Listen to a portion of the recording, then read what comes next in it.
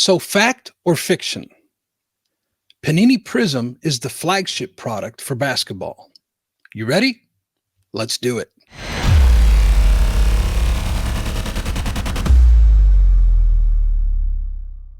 Why, hello and welcome, rookie card collecting friends. Thank you for tuning in. There have been many new subscribers here lately. Thank you for tuning in. This channel, listen, it's all about rookie cards. We look at the past and present day status of the rookie card, all in an effort to better understand this hobby icon. Hey, also, I want to invite you to my podcast. You can check out Victor, the Rookie Card Specialist, on iTunes and Spotify. And then basically, I'm going to give you a different flavor of what I do here. On my podcast, I'm typically going to give you a little bit more opinion, a little bit more thought-provoking stuff, a little bit, let you get to know me probably at a different level than I do here on my YouTube. I'll talk about a wide variety of topics, hobby trends, this, that, or the other. But it's certainly definitely something that I will do on a weekly or bi-weekly basis. Sometimes I do crisscross information, but a lot of it is, if I don't see the need for a video, I'll definitely see the need to talk about it on my podcast. So be sure, if that's something that interests you, be sure to check it out. But today I'm really excited to come with a kind of, I guess, a narrative that's being spun. Basically states that Prizm Basketball is Panini's flagship product. And that got my wheels turning.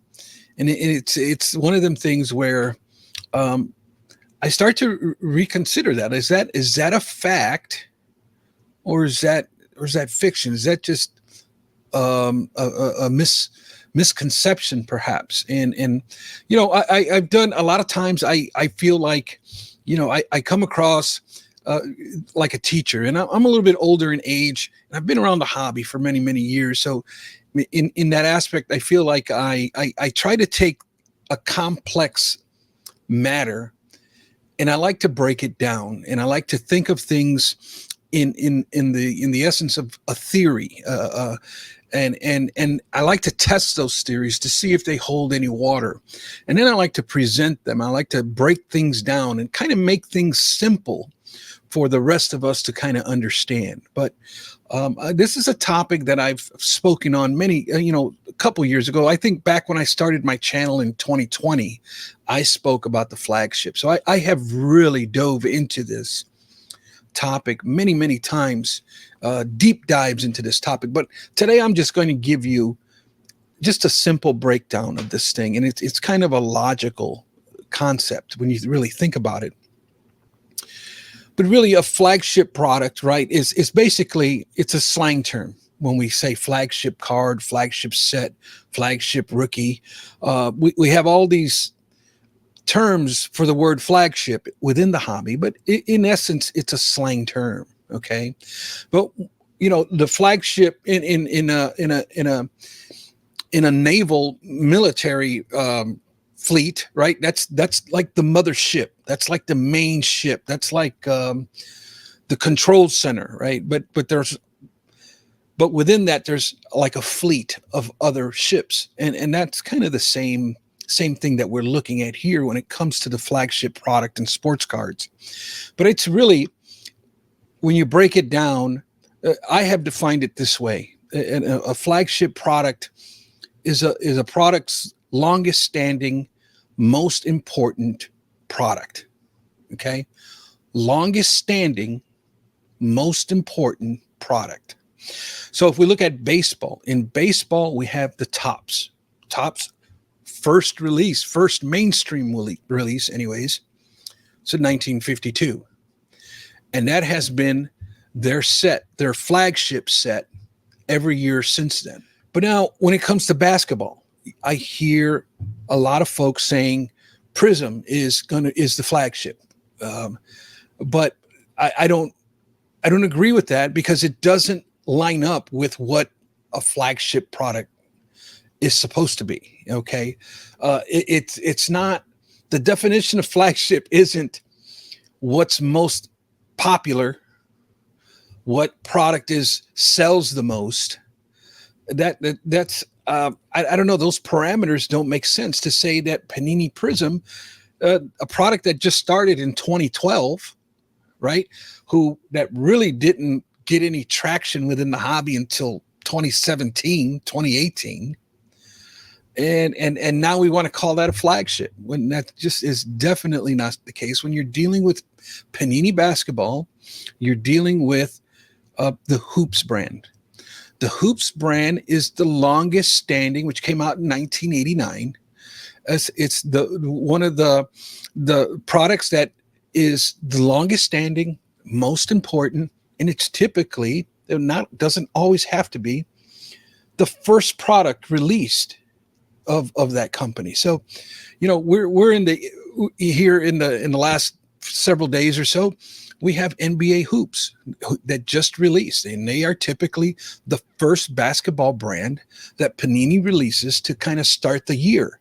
Why do they do that? Because it's the longest standing, most important set that they make. It's the Hoops brand. Hoops is the flagship product for Panini Basketball. And so those are the kind of things where I think, it's tradition, and we shouldn't step on tradition.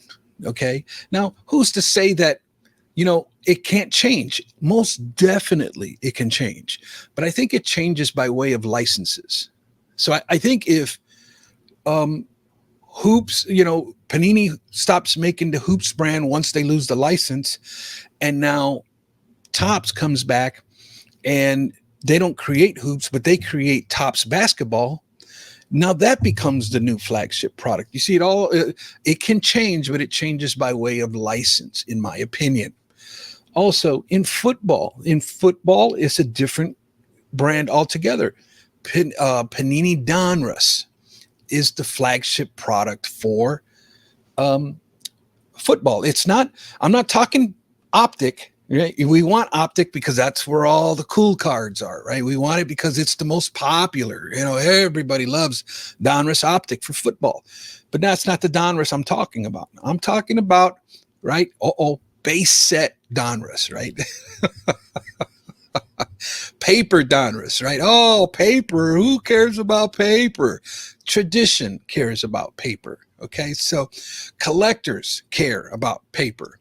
And so it's one of them things where there's just lots of misinterpretations, lots of misconceptions, lots of wrong definitions that are given to terms that we just throw out there to be kind of trendy or spin a narrative, but are not actual and factual. And I think, hey, we can all fall into that and make that mistake. I'm not perfect either. Sometimes I say things that are not in line as well. I think that can happen to all of us, but this is how come I like to reflect on things, and I start to hear things within the hobby, and I'm like, is that a fact, or is that are we just making something up just for the sake of making content, right?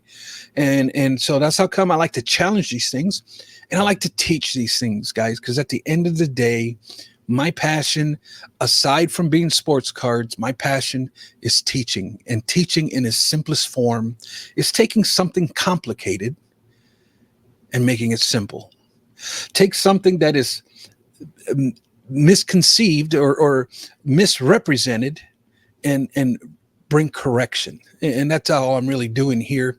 With that said, hey, one other thing I wanted to say to you guys before I go, and that is, we had some episodes with Teapot, or the one video that I made with is base cards, our base cards dying, and that was a response video from Teapot's video. And I want to say thank you to my audience, even in the Teapot's audience, where there was a lot of in Teapot's video, and even in mine, there was a lot of people that stepped up to speak for base rookie cards. There was a lot of people that were commented on my video and said, hey, I'm with you. I'm hearing a lot of hate for base too, but base rookie cards, there's still people out here that enjoy base rookie cards. And that was the overall sentiment in my comments. I thank you. I think we have answered that question. We have made a stamp. We have impacted the hobby by saying, no, no, no. Hey, wait a minute here. We need to stop this. Base rookie cards are not dying. Base rookie cards are still very important within the hobby, and the silent majority has spoken. So I'm very proud of you guys. Thank you for having my back. Thank you for having my support. And listen, all of this is intended have fun. I like I said in my video, that prior video with Teapot, me and him have had some discourse, and there's nothing but absolute mutual respect. I love the work that Teapot does. I actually highly recommend anybody to watch his content. It's one of my favorite channels to watch. Hey, so with all that said, I would love it if you would let me know in the comments down below on this topic. Panini Prizm Basketball is the flagship. Fact or fiction? You let me know in the comments. With that said, guys, I appreciate your time. I appreciate you listening to my opinion. And remember, my friends, that not all rookie cards are created equal. And will be forever, because it is now being recognized as the true Jordan rookie from 1985. A bullshit? A bullshit? A bullshit? A bullshit? And with that said, buenos nachos, muchachos.